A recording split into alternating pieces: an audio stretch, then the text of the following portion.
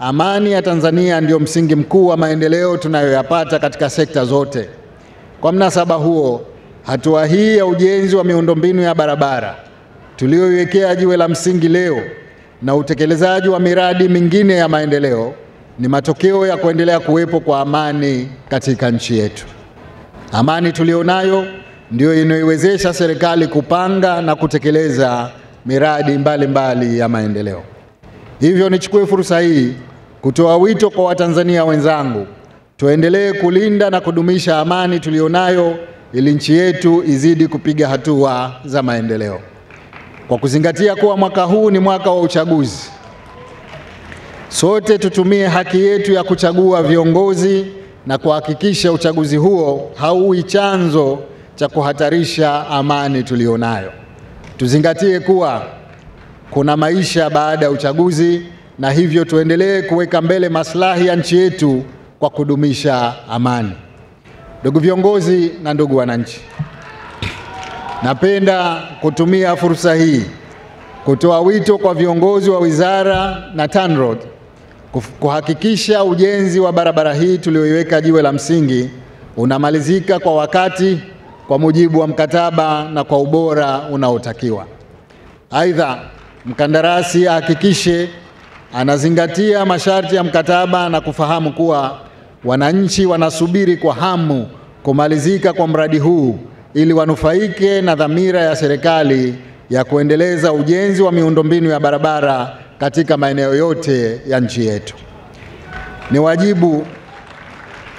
Ni wajibu wa wananchi kwa upande wao nao kutoa ushirikiano kwa wizara na mkandarasi, ikiwemo suala la ulinzi wa vifaa vya ujenzi, kwani kukosekana kwa ulinzi madhubuti kunaweza kuchangia kuzorotesha kasi ya kukamilisha mradi huu.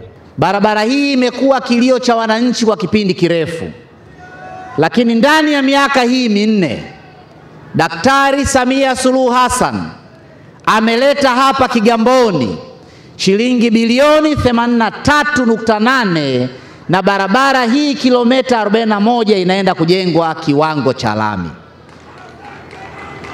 Barabara hii inaenda kuifungua Kigamboni, inaenda kuwatengenezea unafuu wananchi waliowekeza kwenye viwanda hapa Kigamboni, inaenda kukuza uchumi wa taifa letu. Na kama nilivyosema, barabara kama hizi ziko maeneo yote ya mkoa huu wa Dar es Salaam. Mimi natoka jimbo la Ukonga. Mimi nimezaliwa pale Gongo la Mboto, mwisho wa lami. Kwa kipindi kirefu mwisho wa lami imekuwa ikisogea mpaka ikafika Msongola. Hivi ninavyozungumza, Daktari Samia Suluhu Hassan anaenda kumaliza neno mwisho wa lami ndani ya jimbo la Ukonga. Iko barabara kilomita 3.8 inajengwa ambayo itaunganisha jimbo la Ukonga na jimbo la Temeke, na sasa ukitoka uwanja wa ndege ukatafuta mwisho wa lami utazunguka, utatokea Mbagala, utarudi Tazara, utarudi tena uwanja wa ndege. Huyo ndio Daktari Samia Suluhu Hassan.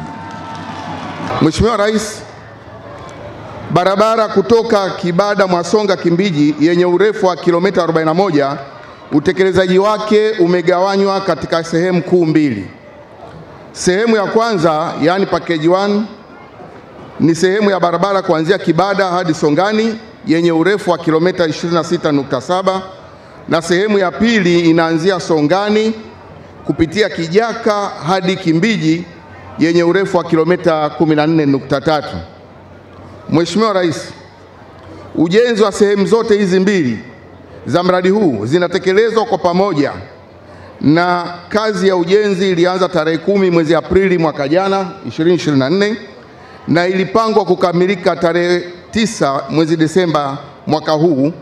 Hata hivyo, kutokana na sababu mbalimbali za kimkataba, mkandarasi amewasilisha ombi la nyongeza ya muda wa mkataba wa miezi 5, ambalo mkataba huu mkandarasi ni kampuni ya Estim Construction Company Limited, na mradi utagharimu shilingi bilioni 83.8, msimamizi ikiwa ni kitengo cha usimamizi cha TANROADS, yani TECU mkoa wa Dar es Salaam, na gharama za usimamizi zitakuwa shilingi bilioni 1.7.